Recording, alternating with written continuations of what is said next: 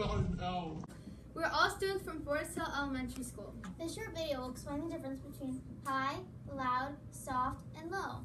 Come learn with us!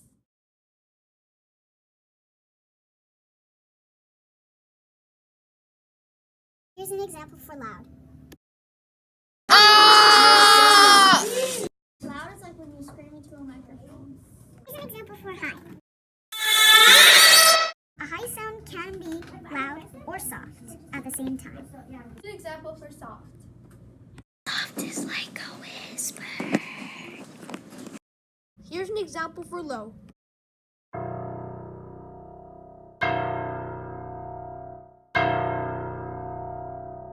Low sound can be like a tuba.